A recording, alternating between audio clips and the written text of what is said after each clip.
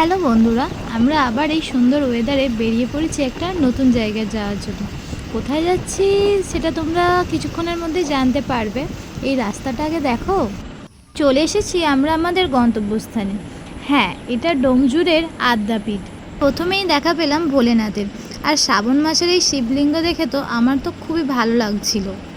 জায়গাটা খুবই শান্ত এবং মনোরম পরিবেশ। বিকাল 4টে থেকে এই মন্দিরের দরজা খুলে দেওয়া হয়, যে কেউ এসে এই মন্দিরে প্রবেশ করতে পারে। প্রবেশের জন্য কোনো বাধ্যবাধকতা কিছু নেই। মন্দিরের বাইরের সৌন্দর্য দেখে মনটা তো পুরো ভরেই যাবে। তার সাথে আদ্যা মায়ের দর্শন ও বাবা ভোলেনাথের দর্শন, এছাড়া আরও অনেক দেবদেবীর দর্শনের দিয়ে মনটা আনন্দে ভরে উঠবে। এটি আদ্যাপীঠের আদলে তৈরি এবং এখানে মা আদ্যা বিরাজমান। এসো বন্ধুরা, এবার আমরা আস্তে আস্তে মন্দিরের ভিতরে প্রবেশ করি। এখানেতে একদম নিরিবিলি জায়গা, যেখানে তোমাদের মনটা খুবই শান্ত হয়ে যায়। এই জায়গায় দুদণ্ড থাকতে মন চাইবে তোমাদেরও। মন্দিরটি হাওড়ার ডোমজুড়ে উত্তর ঝাপরদহের চক্কদমতলা অঞ্চলে অবস্থিত। আমরা এই মন্দিরটিতে শনিবার দিন গিয়েছিলাম বিকালবেলা। তোমরা চাইলে তোমরাও খুব সহজে চলে আসতে পারো আদ্যা মায়ের দর্শন করার জন্য। তাহলে তাড়াতাড়ি তোমরা চলে আসো এই মন্দির দর্শনের জন্য ও মাকে দর্শন করার জন্য। মায়ের মূর্তি যেটা দেখে তো আমাদের মন ভরেই যাবে। ওখানে গিয়ে আমরা আমাদের কিছু ফটো আর ভিডিও তুলে নিয়েছিলাম এবং মায়েরও কিছু ভিডিও নিয়ে নিয়েছিলাম। 36 বিঘা জমির উপরে এই মন্দিরটা তৈরি করা হয়েছে।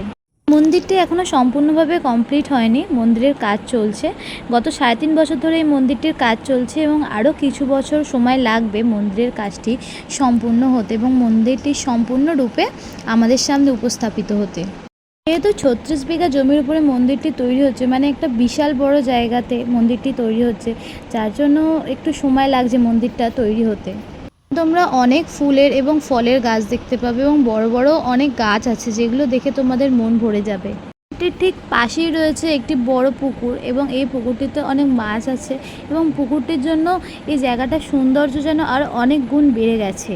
সহযোগী দ্বারিকানাথ চন্দ্রের উদ্যোগে এই মন্দিরটি প্রতিষ্ঠা হয় এবং তার জীবনের সমস্ত সঞ্চয় দিয়ে তিনি এই মন্দিরটি প্রতিষ্ঠা করেন।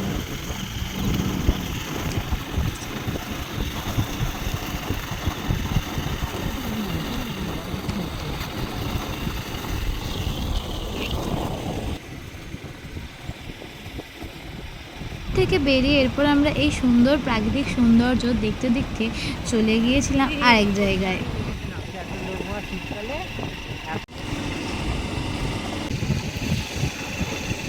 একটু ভিডিও করতে করতে আমরা যাচ্ছিলাম।